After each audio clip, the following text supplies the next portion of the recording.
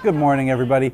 We are here for another Comic Wednesday, and this is a big week actually for Marvel and DC. Marvel didn't come out with much, but they put out a couple big titles. DC came out with a ton.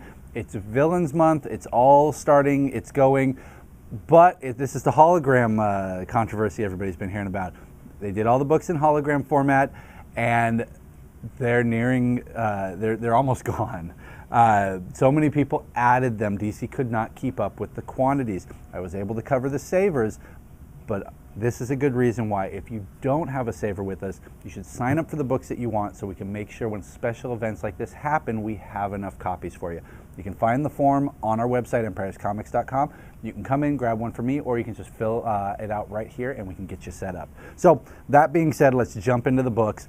We asked you guys for some suggestions before, and you can keep them coming. Hit them up on Facebook, hit me up in here, send me a message, an email, whatever, of books that I don't normally talk about that I should read or that I should just talk about if I'm already reading them. Well, we got a suggestion for Blackacre. I'd never read it before. I honestly, I don't know, I'd never flipped through it. It didn't grab me. The covers, it looked like some espionage spy thing, and I was completely wrong because this is a book that I would have liked to get from the beginning. So I will be picking up the trade. The new issue is out this week, and it is a sci-fi book. It's near future, or at least semi-near future. The world has gone to hell. We've got city-states, we've got barbarians on the outside.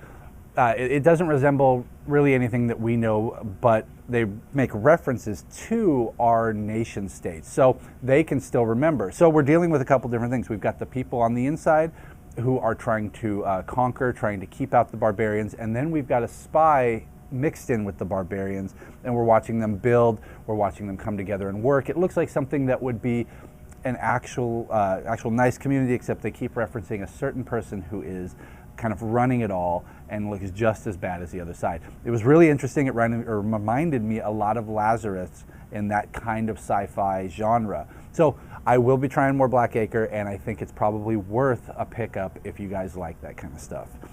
But the number one that I'm really excited about this week is He-Man versus DC.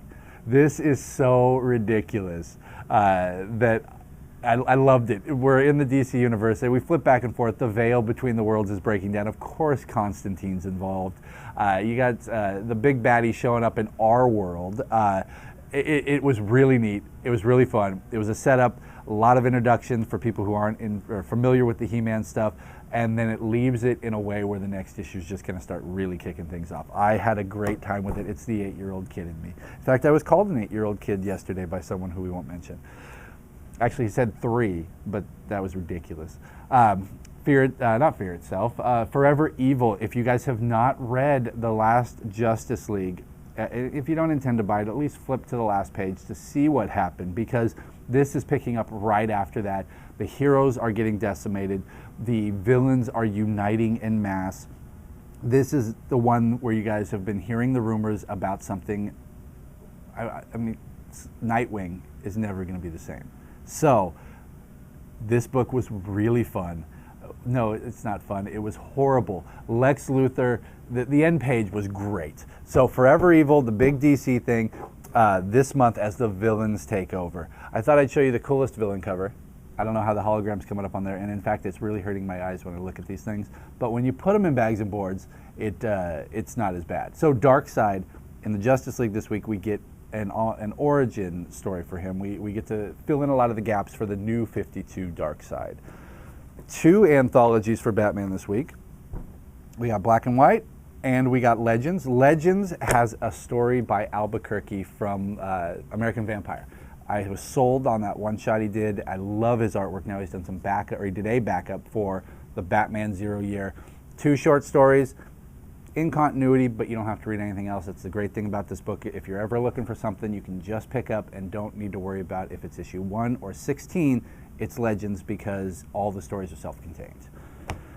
Another anthology is the Black and White. You guys will probably remember how they did this before. It's, I believe, 4 short stories, all black and white, from pencils to just finished black and white. But the big one in here is there's a Neil Adams story, and again, another one like that where you can just pick it up and have fun with it. For all of us Lemire fans, we got a new Trillium this week. It is not a flip book. I was a little disappointed until I realized that they met last time, so it would be really silly to do a flip book when the two of them have come together. I still have more of the first issue up there. This is a great sci-fi love story, it looks like. I don't know if it's a love story. It's probably going to end tragically. It's Lemire. Everything he writes ends tragically. It's probably one of the reasons I love him so much. So, Trillium, though, give that puppy a shot. On to the Marvel stuff. We've got Superior Spider-Man meeting 2099. I don't think I need to say much more. There's a lot of 2099 fans out there, a lot more than I thought. I never read it, so I can't say it was bad. I just didn't pick up the 2099 stuff. 2099 Spider-Man is here. We'll see how that goes when he meets up with Doc Ock. Again, not many Marvel books, but a lot of big ones. The invasion fleet has reached Earth.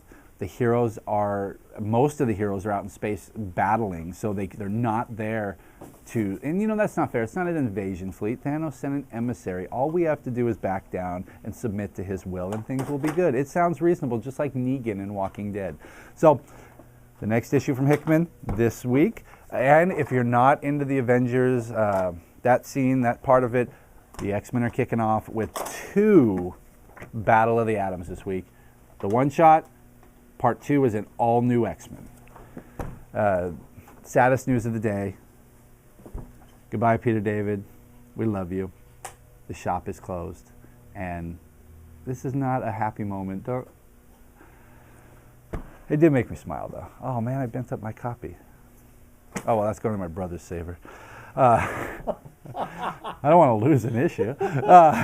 And he doesn't even live near here. I'll just send it off and it'll be too late. The Star Wars. So we've got the Wood book called Star Wars, which is in between episode 4 and 5. This is The Star Wars, which is all the original conceptions, conceptual designs, ideas, what it could have been, and they're bringing it to you from Dark Horse. There's an awesome variant where this is actually George Lucas on the cover. It looks pretty neat.